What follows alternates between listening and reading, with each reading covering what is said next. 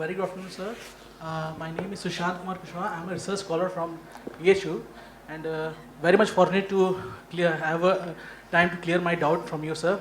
My question is, I have lost my spark, okay, and I am not a very much consistently motivated person. I have lost my motivation. How to regain that? To live my life and lead in a like a joyful way, so to regain your inner peace. Thank you, sir. See, the nature of life is such… Please sit down, it's okay. If you go outside in the garden and try to catch an ant, the BHU ant, who is born here, who's grown up here and probably he'll die here, that BHU ant, if you try to catch him, he'll say, okay, to hell with my life, okay, crush me if you want. Is it so? He'll do everything to protect himself. He values his life, isn't it? Very much or no? Tiny little creature that we may not even notice, we may step on him without even seeing him, unfortunately. But he values his life immensely. Does he or no? He's got spark. But you, a human being, at least on this planet, you're the peak of evolution, physiologically at least. Yes? If other behavioral aspects, if we may have questions but physiologically at least, the most evolved creature on the planet. What the most evolved creature on the planet means is, it has the most complex neurological system and it has the highest level of cerebral capability. That means you can think, you can remember, you have memory. You have a very vivid sense of memory and a fantastic sense of imagination. An ant doesn't have such a vivid sense of memory, nor does he have any great imagination. He has some. But he has a presence of mind about the life that he is living. Because the education systems that you're going through right from kindergarten level is such that it is about everything except you. It's about everything else. Somebody is PhD in tourism, somebody is PhD in biotechnology, somebody is PhD in something. Nothing about this. How does this function? There is no attention at all.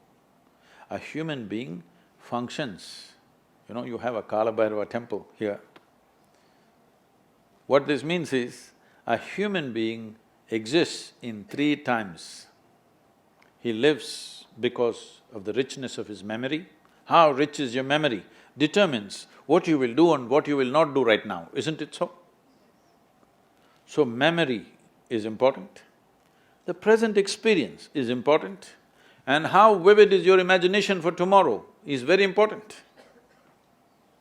Right now the problem is, these things have all gotten mixed up because discipline of faculty has simply not come. Nothing has been taught to our children that there needs to be… Discipline means people think English kind of discipline, walking like this like idiots.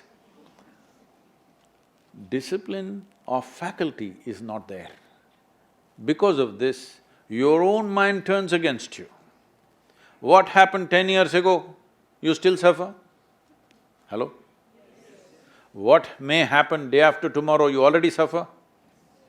Because there's no discipline of faculty.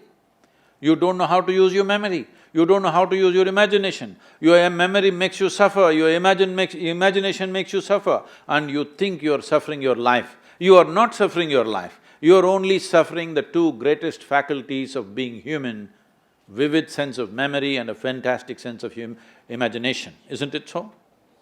If you suffer the greatest faculties that you have, what can we do with you? If you suffer an ailment, understandable. If you suffer a disability, understandable. If you suffer your ability, hopeless case. Yes or no? You're suffering your capabilities. If you're suffering your disability, it's all right. You're suffering your capabilities. I must tell you this, about 4, 5 months ago, I think, you might have seen it on the news, a young lady, 34-year-old lady, who was a television anchor in Hyderabad, jumped off the 5th-floor window, killed herself, left a note, "Nobody is responsible for my death, my brain is my enemy." How many million years it took to get this brain to this size, and now it becomes your enemy? She articulated this, but this is true with almost 90% of the human beings. They are suffering their own intelligence, isn't it? If you take away half their brain, if you take away half their brain, they will be peaceful. Yes. And that is why a whole bunch of idiots are going about saying that the ultimate goal of life is peace of mind. Such people will only rest in peace. Now you, young man, university life, if somebody is not keying you up all the time, it could become too easy, you know. Even I remember, when I went to the university, most of the time we were in the canteen or in the garden. The easiest part of my life was university. I think, I know nobody's going to like it but I think this university time must be shortened unless somebody is producing something brilliant. They must be chucked out within 3 to 4 years' time, everybody. If they're doing something very focused and very intense, they must stay. Otherwise, see, this is all I'm telling all of you young people. Do whatever the hell you want in your life, but you must be intensely focused on something. If you're not investing in anything, your life, it will just go waste. Because as I told you in the very beginning, one basic ingredient of your life is time, and this is just going away. Already you're 2 hours closer to your grave since I came here. Yes or no? 2 hours closer to Manikarnika. Yes or no? Yes, you are not immortal, it's just a limited amount of time.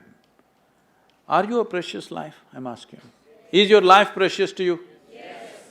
Then you must decide where you want to invest this life. If this is precious, if this is worthless, throw it somewhere. If this is precious, invest in something worthwhile, isn't it? So if you invest this in something worthwhile, not spark, you will be a flame all the time.